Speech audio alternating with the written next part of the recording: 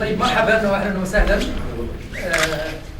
اثناء الزياره للسيد معالي رئيس الوزراء الليبي والوفد المرافق له المكون من وزراء وعدد من مسؤولين الليبيين، تشرف المملكه المغربيه باستقبال الاخوه الضيوف.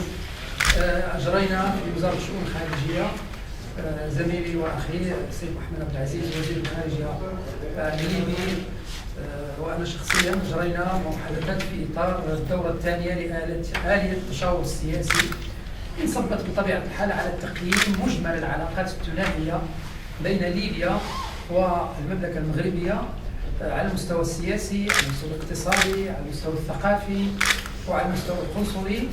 ونحن نهنئ انفسنا ان العلاقات الثنائيه بين بلدينا على هذه المستويات كلها تتعزز وتتطور باستمرار. انا شاكر للاخوه في ليبيا انهم دائما موجودون لتبادل وجهات النظر في مختلف المواضيع التي تهم البلدين على المستوى السياسي. دائما هناك لقاء فيما بيننا على هامش الاجتماعات الجهويه والاجتماعات الاقليميه والاجتماعات الدوليه، ودائما نتبادل وجهات النظر وننسق في كثير من المواقف، وهذا يعكس التقارب الكبير بين البلدين على المستوى الاقتصادي وعلى المستوى القنصلي وعلى المستوى الامني وعلى المستوى الثقافي. هناك برامج عمل وهناك وزراء يجتمعون في هذه اللحظه مع وزرائهم لوضع اللمسات النهائيه على برامج العمل المستقبليه لتطوير العلاقات بين البلدين.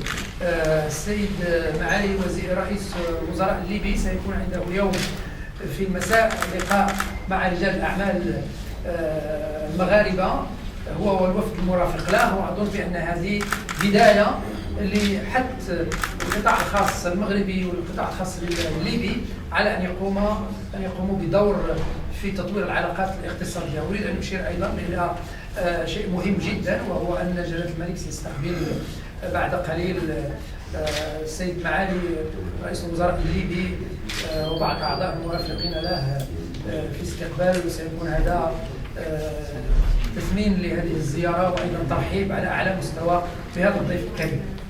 مرحبا واهلا وسهلا.